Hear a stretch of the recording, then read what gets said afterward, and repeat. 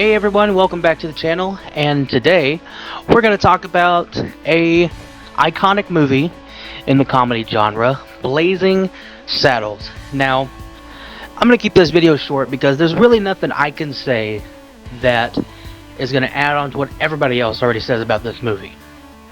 And before we get into those thoughts, remind you guys to please like, subscribe, hit the notification bell, follow me on all my socials, Instagram, Twitter, do all that stuff. And also check out my letterbox below. You can see all the reviews of the movies that I don't review on this channel. I review on there, some new ones, some old ones. So go check that out. So, anyway, without further ado, let's get into the video. Now, like I said, there's really nothing I can say that's any different than what anybody else is saying. This movie is a comedy classic, celebrating its 50th anniversary this year. And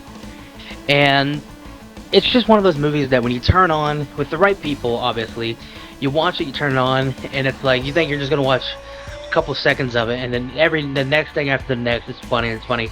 Then you end up watching the movie. Doesn't matter where you start it, for me at least.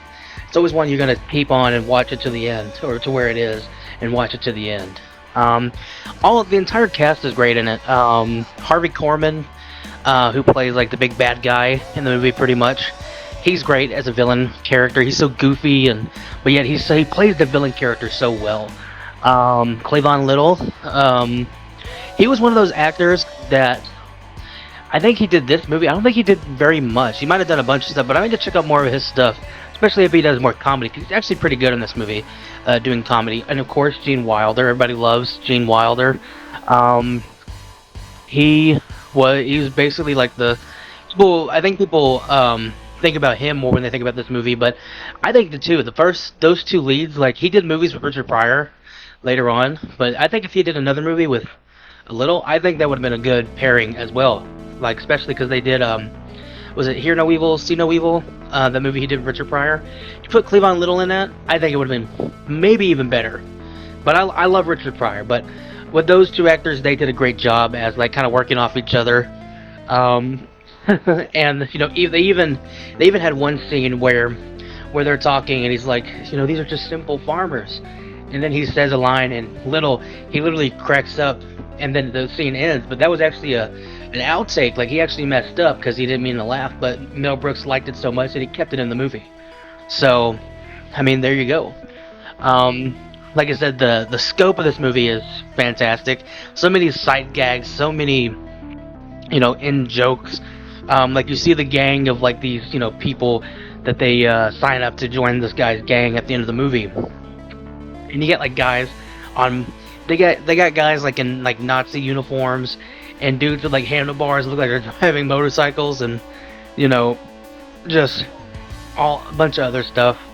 You have the hangman, who's like literally like an old, like, middle, you know, medieval hangman with one eye, and Madeline Kahn, her character that she plays like, you know, like the one that would be like the heartthrob, you know, the girls that tries to seduce the villain, but she kind of flips it on its head. Instead of being like all sexy and sensual, she's like, I'm tired. She has that very, very German weird voice, and it just adds to that character, and it's very well done. I really don't have any negatives about this movie. This movie is it's so good and so well done. Mel Brooks, this is one of those movies that, you know, you can watch it, it's endlessly funny. And I guess you can watch it with the right people. Some people might find it offensive, of course, because they say certain words that you shouldn't say. You know, but other than that, you know, you got to think about it, what's going in. It's like, hey, this is going to be offensive. It's probably going to be some stuff in here you're going to be like, what the fuck, you know. But, you know, in the spirit of the movie, you know, they mean nothing by it. I mean, hell, I think they make Jewish. He did Robin Hood Men in Tights as well, and they make like Jew jokes in that movie. You know, the movie's directed by a Jewish guy, so I mean, it's just, you know, par for the course for those type of movies. And this is not the only Mel Brooks movie we're doing this year. We're also going to be doing the in December, so you got to wait a couple more months till we do Young Frankenstein. So look out for that review. For that. But yeah, 50 years, this movie still holds up today.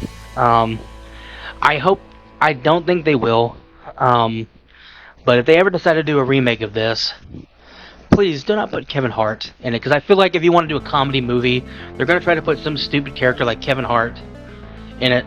And I mean, I think Kevin Hart's funny, but in a movie like this, you don't need to put, that type of character, that type of, comedic actor in this. Somebody more subtle, I think would work with this movie if they ever decide to do a reboot, which I don't think they'll do. But yeah, I have nothing else to say about this movie, but go watch it, check it out, buy it, watch it, stream it wherever you can. And yeah, that's all I have to say about the movie. Look out for some more videos coming to you soon, and I'll see you in the next one.